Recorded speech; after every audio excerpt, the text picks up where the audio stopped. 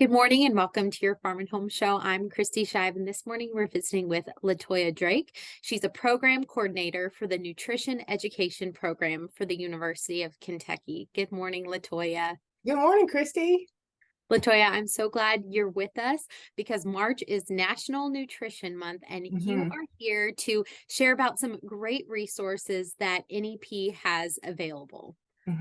And to begin this discussion too, 1 in 7 of our Kentucky neighbors, Kristi, is experiencing food or nutrition insecurity. That means 1 in 7 of our neighbors are hungry. So many of us struggle and are a paycheck away to having to access food resources ourselves, right? And there's several organizations across South Central Kentucky and across the state that provide resources to folks who are hungry, right? And some of those folks can find food at the food banks or the pantries in their communities when times are hard. LaToya, the Nutrition Education Program has so many wonderful resources for our limited resource audience and anyone. But today you are going to be talking about some new fact sheets and videos that you have for individuals who receive commodity boxes, correct? Right, definitely. And commodity boxes, in case you don't know what that is, our friends at Feeding America, Kentucky's Heartland, they distribute government commodity foods to low-income families and seniors through the Emergency Food Assistance Program, that's TFAP, and the Commodity Supplemental Food Program, CSFP.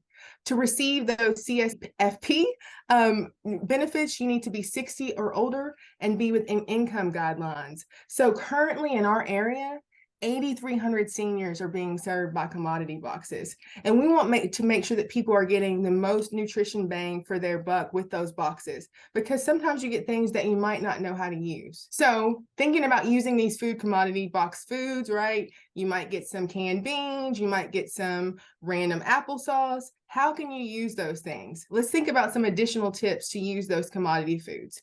So you can add canned beans or vegetables to super chili. You can pump up the protein in your salad by adding canned chicken, canned tuna, canned pork, canned beef, canned beans to your salad, right? You can top your dry or your hot cereal with raisins or canned fruit. You can blend your milk or water with peanut butter or dry milk with canned fruit and a few ice cubes and have a nutritious and delicious smoothie. There's so much you can do with canned foods and shelf-stable foods, and the nutrition is there just as much as you would find in fresh food. Sometimes the nutrition is more packed. For example, in tomatoes, you're going to find more lycopene in canned tomatoes than you would fresh tomatoes. So you want to use what you have to eat the best that you can. Yes, I've had some friends that I have taught classes with who receive those commodity boxes, and they are confused sometimes when they see certain items, and that is where extension can come in and help. And LaToya, what are these new fact sheets all about? We made some videos and fact sheets that correspond with those videos about cooking dried beans, cooking dried lentils, preparing and cutting fresh sweet potatoes, cooking with canned meat, and cutting up and preparing a whole chicken.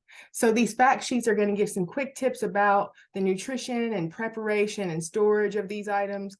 And then it's going to give a recipe that's going to be commodity friendly on the back of that fact sheet. And then there's a QR code on the front of those sheets where you can scan it and go right to that video that relates to that topic.